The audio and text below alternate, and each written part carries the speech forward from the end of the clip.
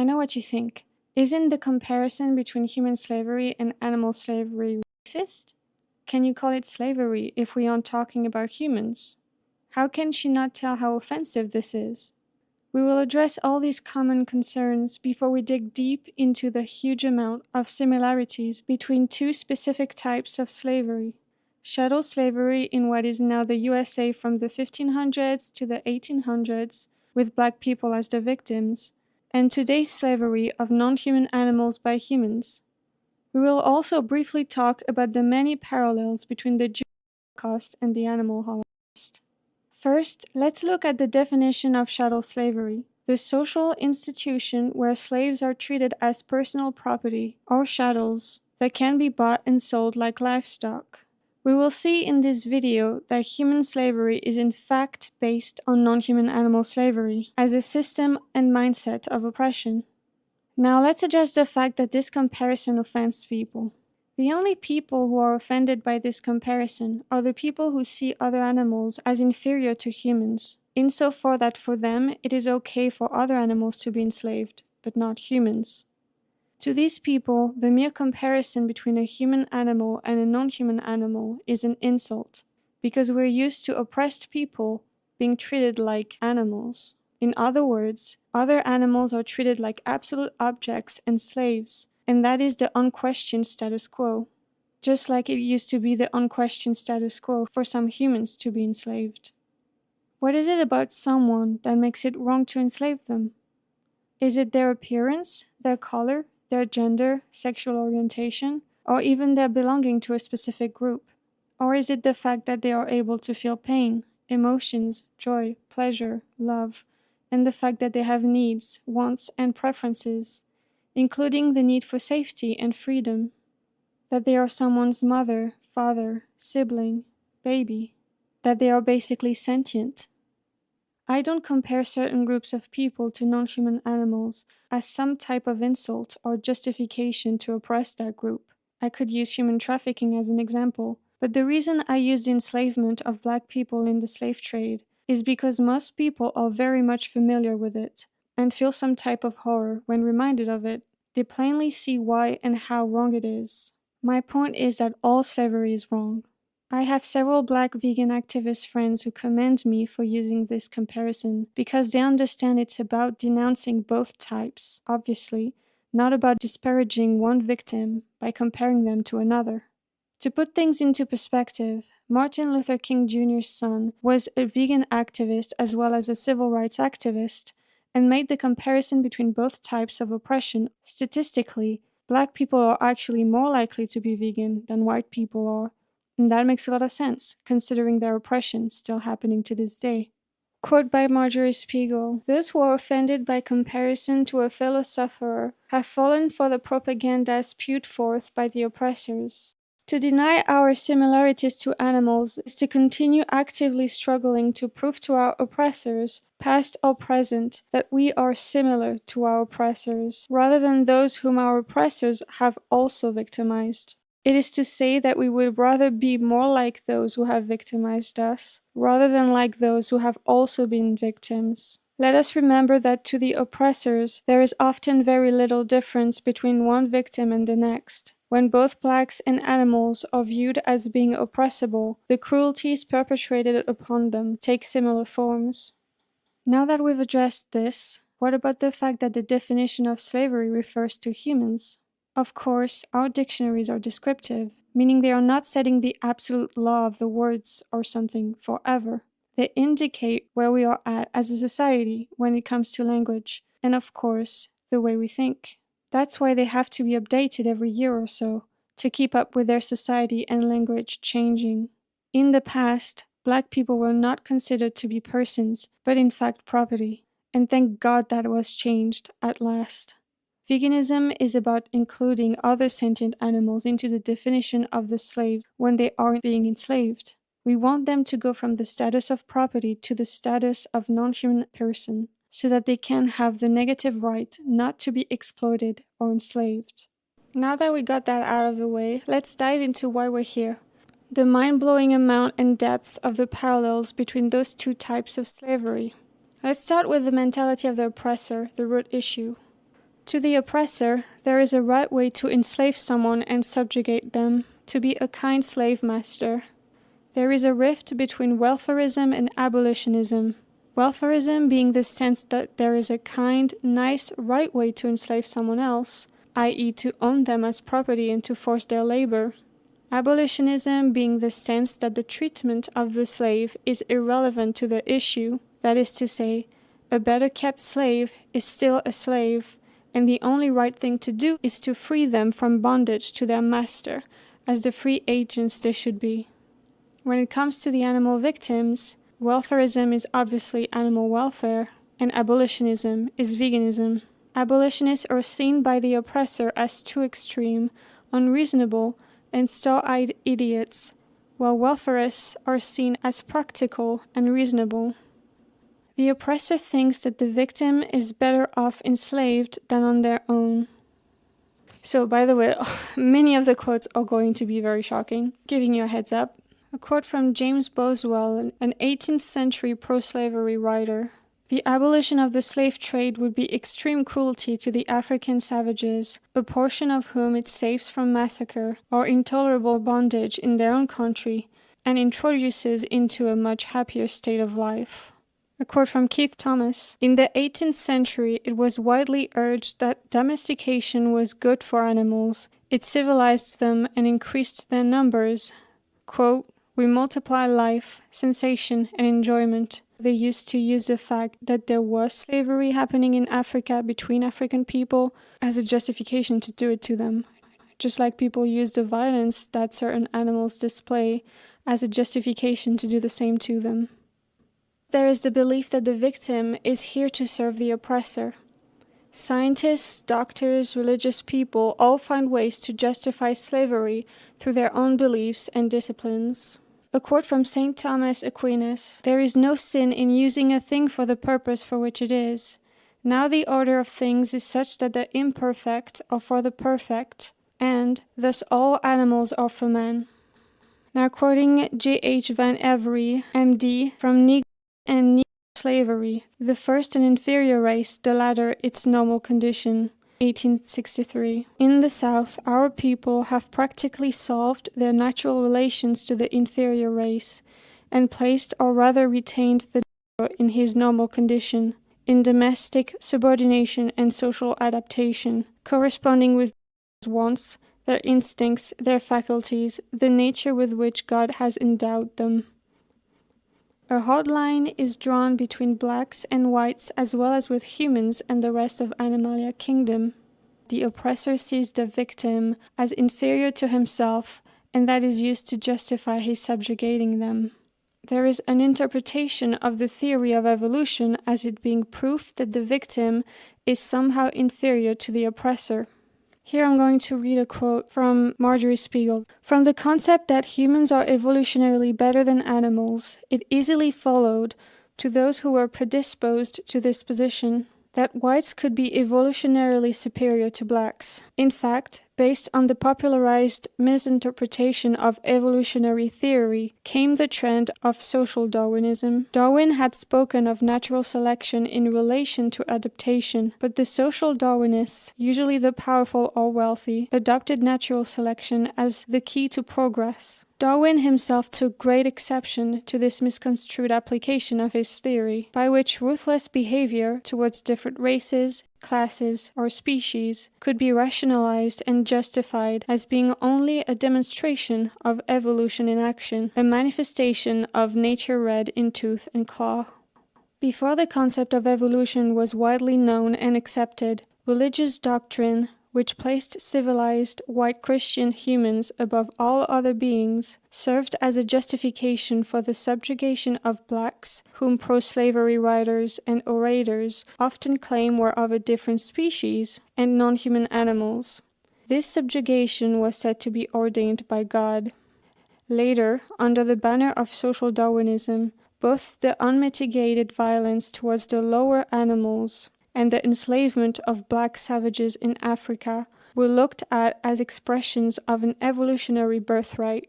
The more we learn about the Earth's environment, its ecosystems, and the creatures who live here, the more we see the absurdity in the concept of ranking species against one another. Each species of animal has a niche for which it is more or less adapted. Each species has attributes which others lack, and it is only an anthropocentric worldview which makes qualities possessed by humans to be those which all other species are measured. If the Earth was suddenly colonized by species more powerful and bellicose than human beings, they could just as easily use attributes special to themselves when devising their ranking system. Quote from Charles Darwin: "Animals whom we have made our slaves, we do not like to consider our equal." There is a perception of the victim not being a rational being. As Perry Phillips states in his essay, quote, "Although animals are unable to do algebra, they are able to make rational decisions regarding their own interests. Dogs, for example, would never be so irrational as to intentionally inhale smoke. They must be forced to do this by contemporary researchers. I think it is safe to say that animals, in their own way, are at least as reasonable, that is, rational in pursuit of their own interests, as human beings." If you'd like some proof of the rationality of other animals, the sources are in the description below. But of course, not saying that them being rational or not being rational has any relevance when it comes to it being okay for us to enslave them or exploit them. Another quote by Marjorie Spiegel: "For centuries, Black people were called irrational, and this was used as a reason to both continue their protective custody in the form of slavery, and to open them up to virtually limitless abuse. Just as this claim has been popularly abandoned with regard to Blacks, so too is it finally being disproven and retired with regard to animals. When obedient and subservient, the victims are seen as good, but when free, they are beasts, wild, and lazy." A quote from the Next Whole Earth catalog: "A trained dog is a joy and pride. An untrained dog is an infernal nuisance to everybody. Most dogs are untrained." A quote from R. Cobb, 1858. "A state of bondage, so far from doing violence to the law of nature, develops and perfects it, and that, in that state the Negro enjoys the greatest amount of happiness, and arrives at the greatest degree of perfection of which his nature is capable." The language of oppression is woven into the very fabric of the culture. Children's stories, metaphors, entertainment, etc. Racist whites would insult Black people by comparing them to other animals, pitting victims against each other. The use of the word break interestingly applies to both slaveries. Breaking a horse versus breakers, where troublesome slaves were sent to be broken into submission. Similarly to horses. The victim's sentience is denied. Quote from Dr. Mosley, 1787. "Negroes are void of sensibility to a surprising degree. They are not subject to nervous diseases. They sleep sound in every disease, nor does any mental disturbance ever keep them awake. They bear chirurgical operations much better than white people, and what would be the cause of unsupportable pain to a white man, a Negro would almost disregard." A quote from Nicolas Fontaine, 1738.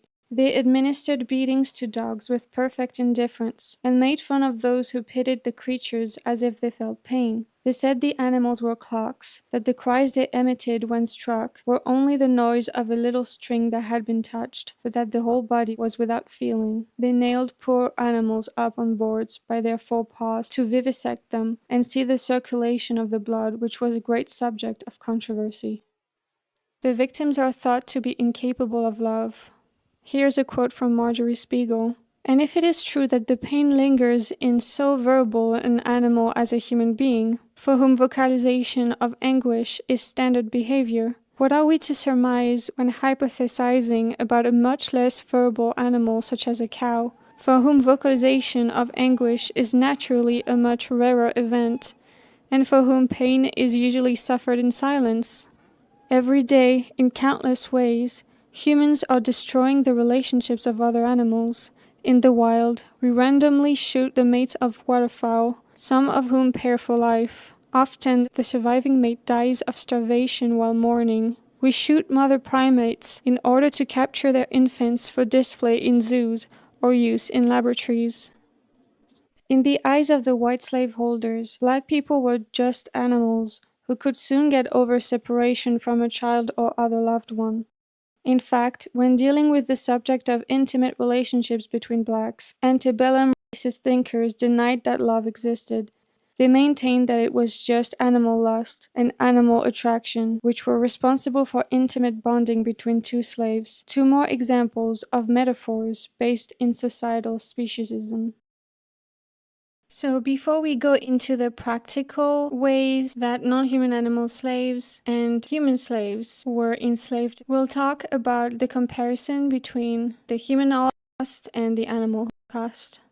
Now, several Holocaust survivors have become vegan activists and have spoken about the parallels. Perhaps the earliest use of the analogy comes from Edgar Kupfer Kuberwitz, a German concentration camp survivor and journalist, who wrote in 1940 in his diaries from inside the Dachau concentration camp that I have suffered so much myself that I can feel other creatures suffering by virtue of my own. End quote. He further wrote, I believe as long as man tortures and kills animals, he will torture and kill humans as well, and wars will be waged, for killing must be practiced and learned on a small scale. Another survivor is Alex Hershaft. Quote, I noted with horror the striking similarities between what the Nazis did to my family and my people and what we do to animals we raise for food. The branding or tattooing of serial numbers to identify victims, the use of cattle cars to transport victims to their death, the crowded housing of victims in wood crates, the arbitrary designation of who lives and who dies. The Christian lives, the Jew dies, the dog lives, the pig dies. Isaac Bashevis Singer, a Jewish, Polish-American author, had one of his book protagonists say, in relation to animals, all people are naturals. For the animals, it is an eternal trauma. And in another one of his books, a protagonist says, when it comes to animals, every man is a natural. Let's put this on the table. The word Holocaust is originally derived from the Koine Greek word holocauston, meaning a completely burnt sacrificial offering or a burnt sacrifice offered to a god. In Hellenistic religion, gods of the earth and underworld received dark animals, which were offered by night and burnt at full. This term was used for centuries to refer to animal sacrifice, aka animal massacres. It was then carried on to humans to give us the Jewish Holocaust. The perceived distance between the oppressor, the bystanders, and the victims is crucial. Quote from Marjorie Spiegel, we see that this secrecy cannot be maintained for very long, unless potential witnesses wish to ignore reality. For those Germans living in the surrounding areas of Nazi death camps with their crematoriums, it must have taken a lot of energy to avoid realizing, as they claim, that the endless black clouds streaming out of the immense smokestacks were actually the ashes of murdered people.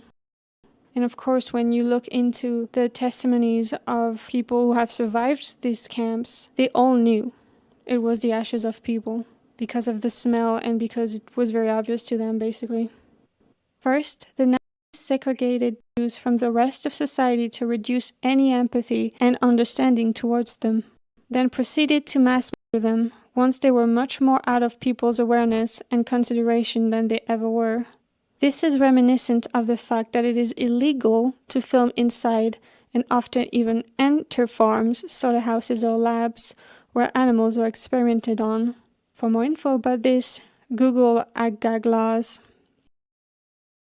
The Animal Enterprise Terrorism Act. The act targets animal activists. Ultimately, it wants to silence them and to actually put them away for a long time. They've taken property crimes and have labeled them as terrorism as it relates to an animal enterprise. Pharmaceutical industry, the meat industry, they're big business. They banded together and asked for this legislation, lobbied for this legislation, and they were very successful. Legislators are not coming up with terrorism laws for right-wing extremists. Anti-government, anti-abortion, and white supremacist groups who have either killed or injured people are not on the terrorism list. These industries can get protection by convincing the government that, this is really domestic terrorism. The penalties have increased exponentially.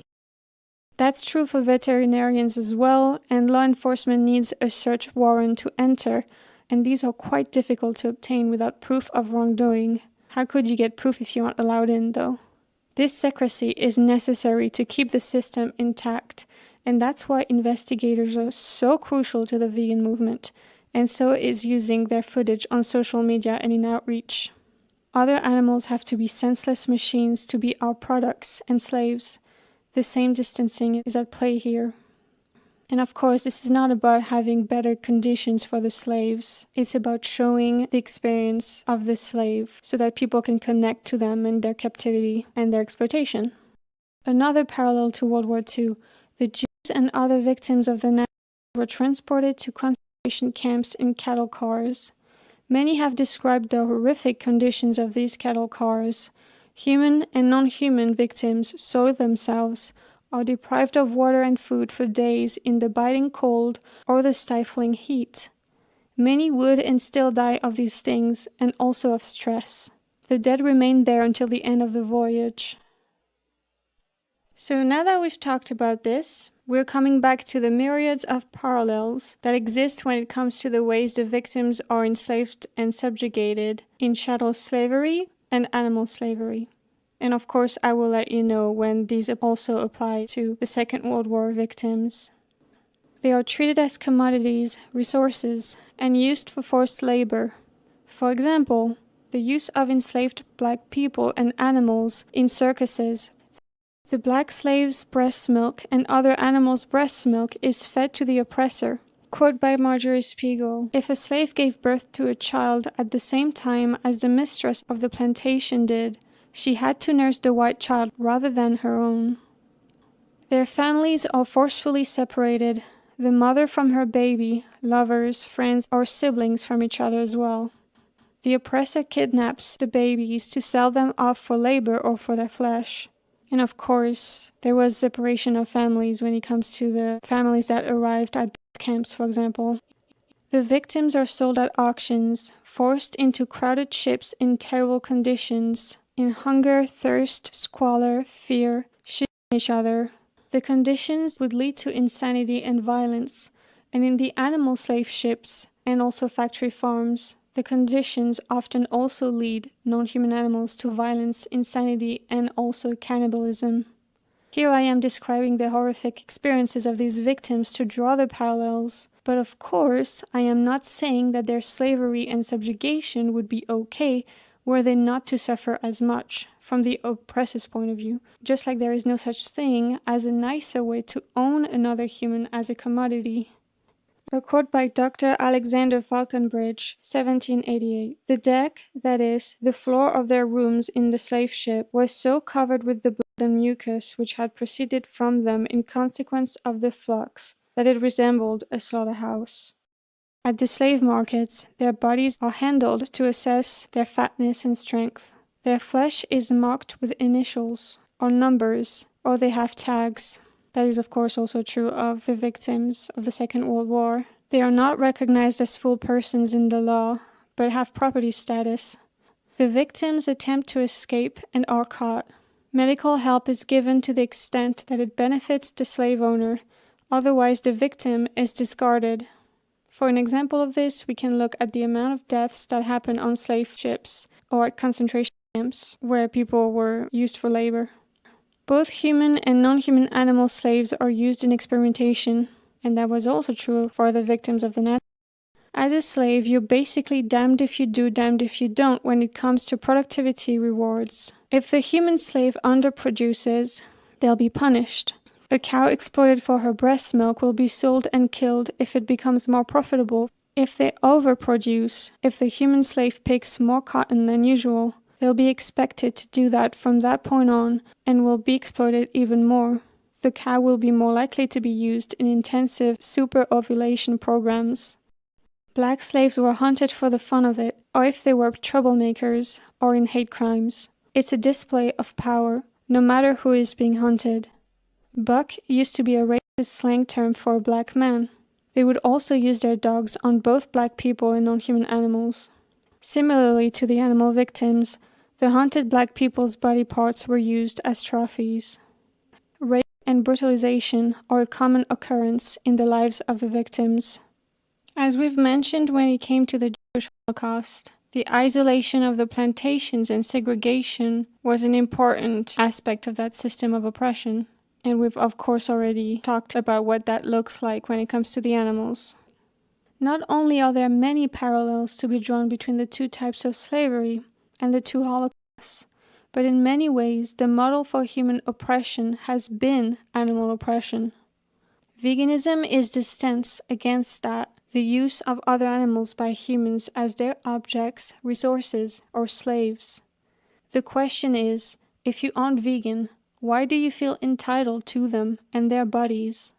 Jeremy Bentham said, in 1789, slaves have been treated by the law upon the same footing as in England, for example, the animals are still. The day may come when the rest of animal creation may acquire those rights which could never have been withholden from them but by the hand of tyranny.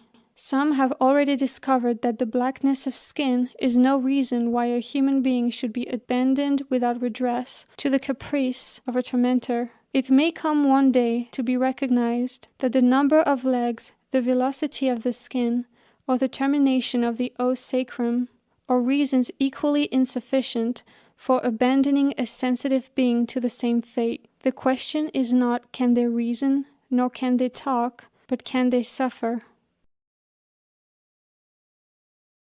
If you want to learn more about this subject, I recommend the books The Dreaded Comparison by Marjorie Spiegel and Eternal Tribulation by Charles Patterson. Thanks for watching.